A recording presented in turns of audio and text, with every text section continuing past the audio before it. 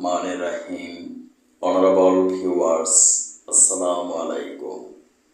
বিশ্বের যে প্রান্ত থেকে আমার আজকের সংবাদ শিরোনাম অনুষ্ঠানটি দেখছেন, digital biochemic medical science research ইনস্টিটিউটের পক্ষ থেকে হেলথ নিউজ টিভি চ্যানেলের সকল দর্শক শ্রোতাদেরকে জানাচ্ছি আন্তরিক অভিনন্দন। আজকের সংবাদ শিরোনাম পাঠ করছি আমি ডাক্তার কাজী দেলোয়ার হোসাইন।